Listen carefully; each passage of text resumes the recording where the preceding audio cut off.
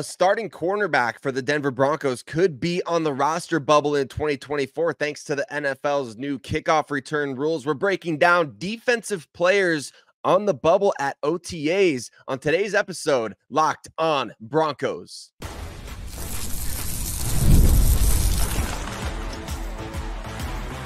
You are Locked On Broncos, your daily Denver Broncos podcast. Part of the Locked On Podcast Network, your team every day. Change is the only constant in the NFL, especially when it comes to the roster. Last year's starters could be this year's roster bubble players, and I think that could be the case for Denver Broncos cornerback Damarri Mathis. We're going to talk about that and a lot more on today's episode, Locked On Broncos. My name is Sayre Bedinger, co-host of the Locked On Broncos podcast, as well as the site expert over there at Predominantly Orange. Been covering the Broncos since 2013, been following them my entire life, and here we are in 2024. The winds of change are blowing, and we're going to talk all about it, but want to let you know that today's episode of Locked On Broncos is brought to you by FanDuel. Make every moment more. Right now, new customers get $150 in bonus bets with any winning $5 bet. That's $150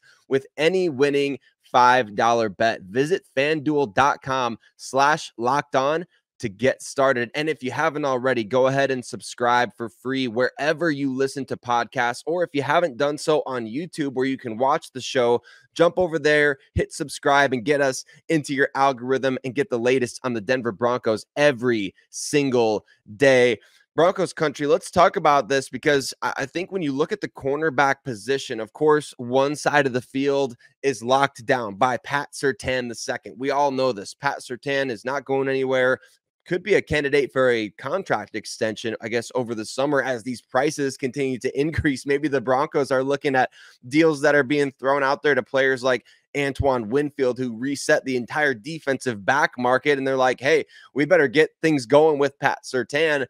But on the other side of the field, there's major question marks. Last year, Damarri Mathis was expected to be a kind of a breakout player in his second season, right? He had that tough game in his rookie year against the LA Chargers where he was called for 4 pass interference penalties, and then kind of things settled down for him. And I think the team really bought into him as a viable starting option there on the other side of the field from Pat Surtain. And before we put too much blame on Damarri and the way things went negatively last season, I think we got to acknowledge like the how poor the Denver Broncos defensive line was affected everybody. I mean, Pat Surtain had a rough handful of games in the early goings of the season. Justin Simmons, the defensive backfield, the linebackers were missing tackles. It all started up front in the trenches, and we believe the Broncos are appreciably better on the defensive line this coming season. But for Damarri Mathis, it is make or break this season. And I think that there's a really underrated talking point right now that it's been brought up a number of times, how important the kicking game is in the NFL, especially this season. There was an interview that was being done as Robert Saleh, the head coach of the New York Jets, had press availability at their OTAs.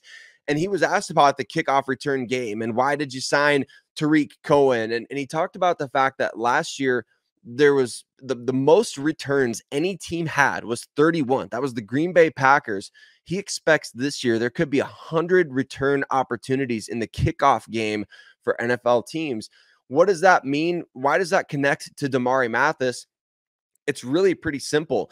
One of the biggest competition that he has on this team is a veteran named Tremont Smith. That's one of the players that's going to provide, I guess, sort of a wild card in the whole 53-man roster construction. Tremont Smith was on the Broncos 53-man roster last season. He was a special teams ace. We just didn't really see anything, certainly not anything good from him in the preseason at cornerback. And you kind of wondered, like, did the Broncos make a mistake here? What were they doing bringing this guy in? Well, we saw throughout the season, he made a lot of impact plays on special teams as a gunner, utilizing that speed and utilizing his experience in that phase of the game. One thing that Tremont Smith does really, really well is return kicks. He had almost 900 kickoff return yards back in his rookie season in the NFL. He had a kickoff return touchdown for the Houston Texans back in 2021. And you need multiple guys to be able to return kicks in today's NFL.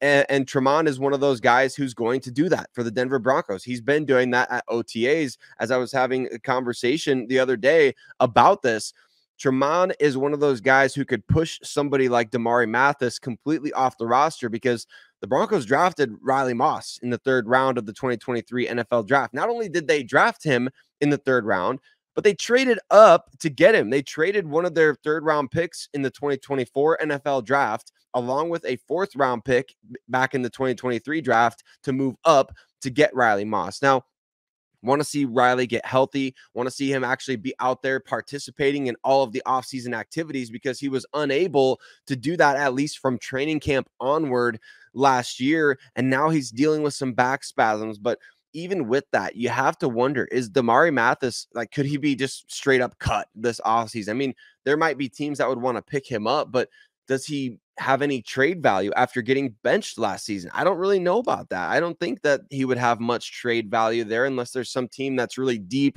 on the waiver order that's like, hey, we got to have him. And I know we're kind of putting the cart before the horse a little bit here, but Damarri really needs to have a big offseason for the Denver Broncos. And he could still go out and win a starting job, quite frankly. I mean, if Riley's not out there, Levi Wallace signed a 1-year deal for this team.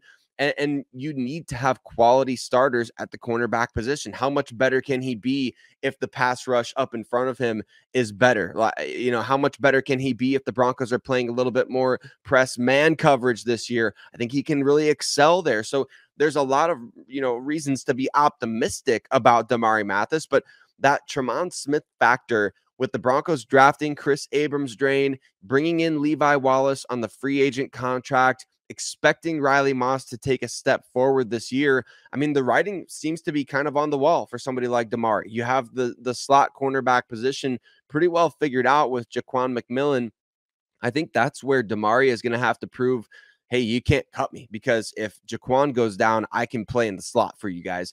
I think that's where he's really going to have to prove himself this offseason, is not only can I play outside, but if you need me to, I can play inside. And that's how he can go from being on the roster bubble to completely off the roster bubble. And he really needs to do that, because we haven't seen a ton of Damarri on special teams. Aside from last year when he got benched, he was forced to play a little bit there. He doesn't necessarily have that kickoff return ability, which gives gives Tremont Smith a massive boost going into this year, even though, you know, he's kind of that veteran who he's pretty strictly a special teams guy. There's such an added value with all those touches available in the kickoff return game, and his ability there to be a game-changing option with big-time speed, vision out there as a return man.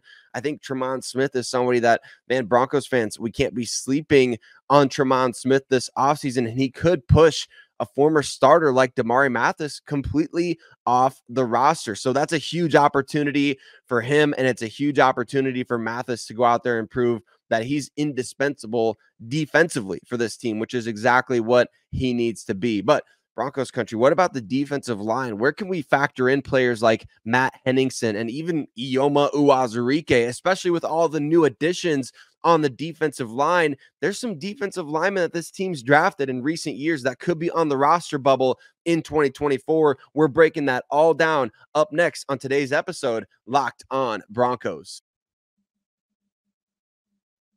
Today's episode of Locked On Broncos is brought to you by FanDuel. It's winner take all in the NBA and NHL right now, and FanDuel is giving you a shot to bring home a big win of your own. Right now, new customers, they get $150 in bonus bets with any winning $5 bet. That's $150 to bet on spreads, money lines, player props, and more. And hey, if you're like me, you might be on FanDuel checking out some Denver Broncos futures. What do they got as the AFC West? You know, are the Broncos going to be able to win the West this season? Well, FanDuel's got them at plus 2,000 right now to make the playoffs, plus 550.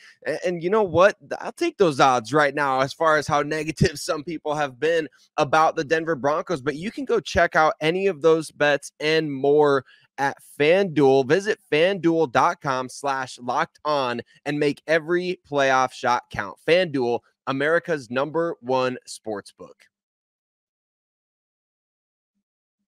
A couple of recent draft picks on the defensive line for the Denver Broncos could be, unfortunately, on the way out of the building this offseason. We're breaking down more players on the roster bubble defensively for this Denver Broncos team in 2024, but want to say thank you and give a shout out to all of you that make Locked On Broncos your first listen of the day every single day right here on the Locked On Podcast Network, where you know it's your team every day. And for you everydayers out there, you know that you're getting objective news, content, and coverage about the Denver Broncos every single day from myself, as well as Cody Roark, who is a credentialed media reporter for the Denver Broncos. And you know that we're going to bring you the best all offseason long. So for you everydayers out there, keep tuning in. And if you haven't yet, go ahead and subscribe to the YouTube channel, where it's really popping these days. And Broncos Country, maybe you're tired of listening to national media outlets all day, every day. You've got to make a switch, and that switch is to Locked On Sports Today. It's a free 24/7 sports streaming channel that's programmed for you every day to bring you the biggest stories for the teams that you love. Locked On Sports Today brings you can't miss analysis, opinions, news, and streaming 24/7 on YouTube or the free Amazon Fire TV channels app, part of the Locked On Podcast Network, your team every day. Let's talk a little bit about Matt Henningsen and Ioma Uwazurike for the Denver Broncos, a couple of guys who were drafted back in 2022, and quite frankly, a couple of guys who, I guess, in terms of Matt Henningsen being a sixth-round pick, you can't really say disappointing, right? Because he's been able to play. He's been able to get out on the field and contribute as a former sixth-round draft pick. And that in itself is pretty great. When you talk about late round draft picks, you can't expect a ton out of those guys. But when you're able to hit on somebody like a Henningsen, who's able to contribute for you in his first two NFL seasons, that's pretty big. Unfortunately, the Broncos invested quite a bit more in Ioma Uwazurike, who, as you may or may not know, was suspended all of last season due to gambling. And those infractions for gambling date way back to his days at Iowa State. We saw a number of teams in the NFL last year take a pretty hard line against players on their roster who were got in trouble for gambling, by the NFL, were suspended for an entire year. And we saw those NFL teams actually just cut guys right away. I mean, the Detroit Lions did it. A number of other teams did it. When the news came in about Ioma Uwazurike getting suspended for an entire year by the NFL, Broncos head coach Sean Payton was pretty ticked off, and for good reason. I think he brought up some great points about the fact that, hey, these guys are going through something, and they're just being cut off completely from their team, their support system. I mean, the people who could actually help maybe pour into them, help them correct course and stay the straight and narrow as professionals. But he's unable to be at the Broncos facility all year. The team did not cut Ioma Uwazurike. So I think that he presents an interesting wild card to the defensive line, which right now, I guess you could consider a number of players kind of on the bubble, guys who have been either on the active roster or on the 53-man roster over the last couple of years. That would be Matt Henningsen, Ioma Uwazurike, and Elijah Garcia, who is another developmental player the Broncos seem to really like. You had veterans come in this offseason like Malcolm Roach, Angelo Blackson. You made the trade for John Franklin Myers. So the Broncos really upgraded the defensive line substantially this offseason. And I think they've given themselves at least 5 guys that you can be comfortable with going into the season. So what does that mean for bubble players? Well, it means that it's very likely that there's only one spot available for all 3 of those guys that I just mentioned, which would be Henningsen, Uwazurike, and Garcia. We don't know what's going to come of the whole Uwazurike situation. The Broncos could have already cut him at this point, and they haven't done that, which kind of leads me to believe that maybe they're interested in seeing, like, what can he do when he comes out there back in July onto the practice field? Like, if he can come out there and be an impact player, because I mean, he was bordering on a top 100 pick in the 2022 NFL draft. So he's still got 2 years left on his contract. He's somebody that the Broncos scouted, really liked a lot. He's got size, he's got length, he's got the ability to come in there and do some different things, but he also really hasn't played a lot of football the last 2 years, which is a tough way to evaluate him. Whereas somebody like Matt Henningsen, he's been out there on the practice field just about every single day, right? Hasn't missed a lot of time. if any. And he's been somebody who's been available, which is one of the biggest and most key traits any player in the NFL can have. And so you have that. And then Elijah Garcia also has that leg up in terms of this team has been watching his development up close. They've been able to get a bunch of practice tape on him. He's a young player that they kind of stole from, I think, the Los Angeles Rams, right? So he's somebody that the scouting department really likes. And so when you talk about guys on the defensive line that are on the roster bubble, you're competing against each other. You're competing against, hey, we may only have one roster spot, but also how about the guys that could become available on waivers later in the offseason? You're kind of competing against 31 other teams and maybe even some veterans in free agency to be able to win that roster spot. So there's a couple of wild cards, but the nice thing is that this year in 2024, as opposed to 2023, it feels like the Broncos last offseason had at least 3 sort of wild card spots. And then Uwazurike was potentially supposed to be a starter last year. I mean, when you kind of look back at the way things transpired with Jonathan Harris and, the other elements of this defensive line in Denver and the depth or lack thereof that this team had on the D line, doesn't it sort of feel like they maybe put a little too much investment in Uwazurike and him taking that second year leap, similar to what we talked about in the previous segment about Damarri Mathis? So it really feels like this year the Broncos have a much better situation where we're talking about 3 young guys who could be kind of 3 wild card options to say, hey, if somebody can break out, you can have this roster spot. It's a better problem to have than saying we have to just kind of keep them all because we don't really have a choice. We don't have the depth.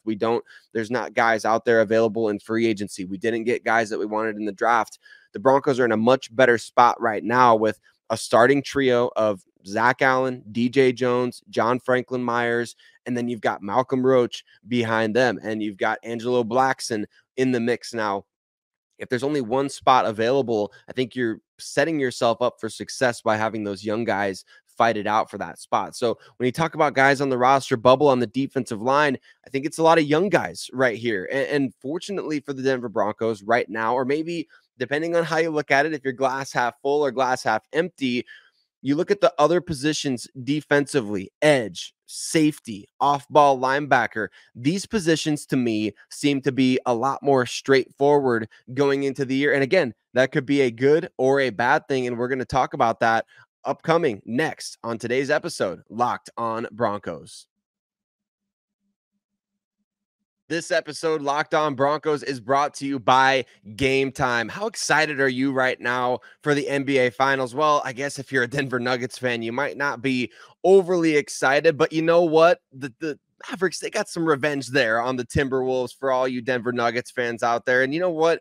How cool would it be to go to an NBA Finals game? I've never been, but through the Game Time app, I mean, Game Time, it's going to make getting NBA Finals tickets faster and easier than ever before. Prices on the Game Time app, they actually go down the closer it's getting to tip off. And with killer last minute deals, all in prices, views from your seat, and the lowest ticket price guaranteed, Game Time takes the guesswork out of buying NBA tickets. And when you browse through the Game Time app, you're looking at the NBA Finals. Maybe you want to go to an MLB game that's near where you're living if you're in the Colorado area, or like me, if you want to take a trip to Kansas City. I was looking through, the Cubs are coming through Kansas City, my team. And so I just looked at, hey, here's a few seats that we might be considering. And you're able to go in and you can customize your spot. You find those last minute ticket deals, the flash deals, zone deals. It's so easy to buy MLB tickets for any event in your area. And being able to view the seats, that might be the number one feature as far as I'm concerned. And it's always the lowest price guaranteed,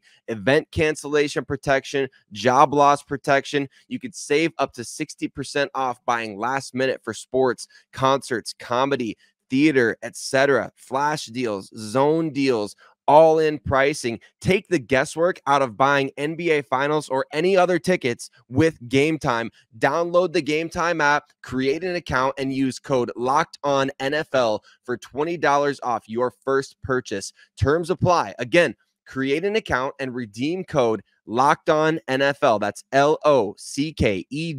LOCKEDONNFL for $20 off your first purchase. Download Game Time today. Last minute tickets, lowest price guaranteed. Not many Denver Broncos players at edge, off-ball linebacker, or safety on the roster bubble this year. We're going to tell you why that could be a good or a bad thing, depending on which way you look at it on today's episode, Locked On Broncos. But once again, Broncos Country, want to say thank you and give a huge shout out to all of you that make Locked On Broncos your first listen of the day every single day. And for you everydayers out there who are, maybe subscribed on where you listen to podcasts and you haven't done so yet on YouTube, go ahead and jump over and do that. If you're not an everydayer yet, if you listen on Monday or Tuesday or sporadically, bump that up. Let's get it to Monday through Friday, because we record new episodes of the show every single day of the week, bringing you the latest coverage, content, analysis, and more on your Denver Broncos. So thank you so much for every single one of you that makes us part of your day, however you choose to do so. And let's talk about the rest of this defense for the Denver Broncos here in 2024, because we went through maybe Damarri Mathis being a prominent player on the roster bubble at corner. And then when you look at the defensive line, it seems like there's one spot for a few different young players. Depending on which way you slice this, when you look at the Broncos depth chart at edge, at off-ball linebacker, and at safety, it's really tough to identify anybody that's specifically on the roster bubble, quote unquote, because what does this mean? To be on the roster bubble, you have to have been probably on the roster before, and you have to maybe have made contributions to the roster. So in that way, when you look at the edge position, let's start there. There's a couple of guys that I think they either could be fighting for one spot, or there might not even be a spot available to them, depending on how the rest of the roster is constructed. But Thomas Incoom, who was an undrafted free agent last year that the Broncos liked a lot and kept him on the team. And then Ronnie Perkins, who obviously has ties to Denver Broncos defensive line coach Jamar Cain, who was his position coach once upon a time at Oklahoma. And both of those guys played a little bit last year. Perkins feels like he played a little bit more substantial role off the edge for the Broncos. Those guys are competing against a top four that I think right now is pretty rock solid. When you look at this Broncos roster off the edge, Baron Browning, Jonathan Cooper, rookie Jonah Ellis, a third-round pick this year, and then obviously last year, Nick Bonito, who was a breakout player for the Broncos off the edge. Those guys are going to be the four primary edge players for Denver. So it's going to come down to, are you going to provide a non-negotiable pass rush ability for this team if you're Ronnie Perkins or Thomas Incoom, or are you going to be non-negotiable as a core special teams player? That is going to be monstrous for these guys. When the pads come on, they've got to be standing out just about every day in practice. They've got to take advantage of every rep that they're going to get in preseason games. And I think this could be a situation similar to the D line, where it's like there's just one spot maybe for one of these two guys to go ahead and make the roster there. So Ronnie Perkins and Thomas Incoom off the edge feel like those guys who are on the bubble right now, and they feel like they have an edge. You've got other players at that position. The Broncos signed Jalen Allen as a rookie free agent out of Memphis this year. Darrell Nkami, who is another a rookie free agent from last year that this team picked up late in the season and added him to the roster. They must like him quite a bit and have some scouting done on him that they feel good about his potential development. But that's a situation right there when you look at that position group, that there may only be one spot, if that, available. When you look at off-ball linebacker, I mean, the injury to Drew Sanders has really made things a little more straightforward, hasn't it? And that's unfortunate, because you wanted to see Drew factor into this position group, or at least somewhere, if it was going to be off the edge or at the off-ball linebacker position, or even just on special teams. Like, him missing a season, or him missing a huge chunk of the season, is arguably the worst possible news, because he's kind of a positionless player right now who doesn't have a lot of time to get his role figured out. I mean, Sean Payton has even said, and I think it was Bill Belichick who was talking about this on a recent podcast that he did, where you really evaluate your rookie class 1.5 years into their career with the team. And so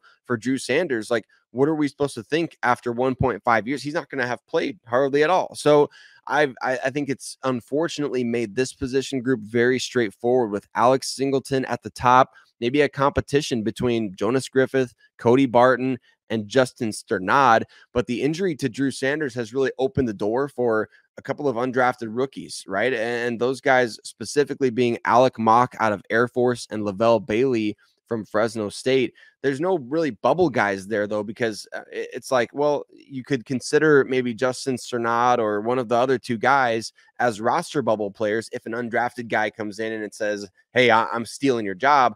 That would be a little different to me, though, because right now it doesn't feel like any of those top four guys are in danger of potentially being cut. And then you look at the safety position as well, where right now you're missing Justin Simmons.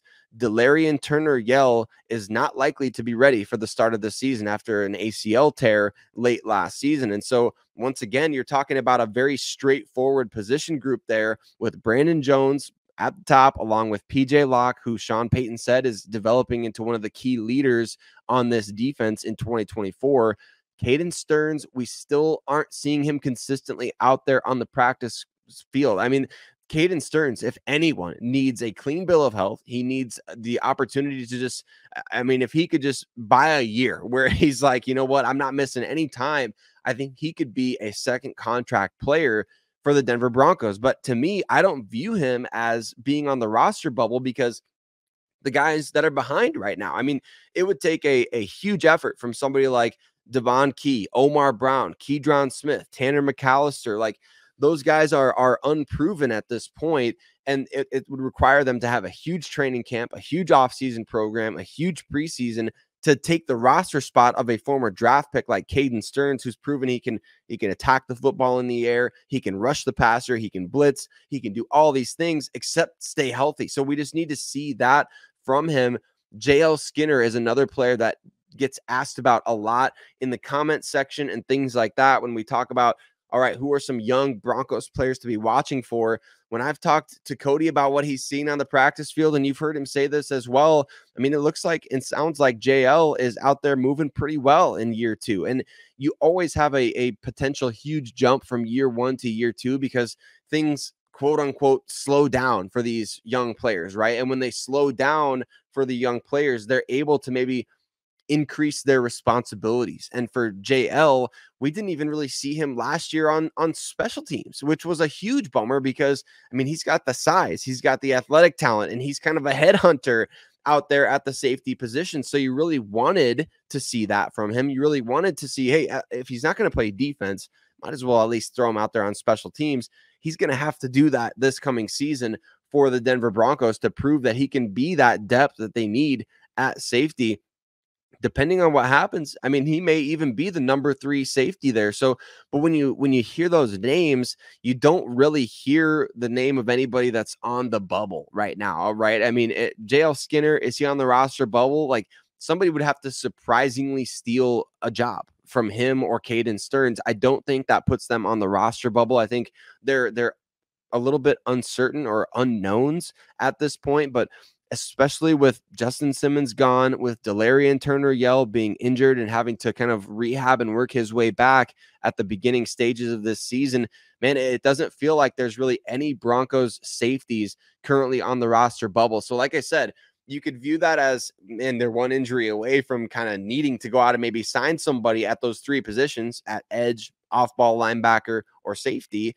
Or you can maybe view it in terms of like, I kind of like that they have young guys that could step up into bigger roles this season. And it's not a next man up kind of feeling. It's more of like, let's invest in the players that we have drafted in as a coaching staff, which I do really like that strategy from the Denver Broncos. They're leaning on their scouting. They're leaning on coaching. It's really nice to see. You don't always need to go after those veteran stopgaps at certain places, although there is a time and a place for that. So we'll see kind of after this next round of OTAs starting up this week, maybe we will see, now that it's the month of June here, maybe we'll see the Broncos maybe ramp up some of their free agency activity, since after June 1, right, veteran contracts are no longer guaranteed. So that could be something to watch out for, Broncos country. And we're obviously going to have as many updates as we can possibly bring you from OTAs. Cody's going to have boots on the ground out there at practice once again.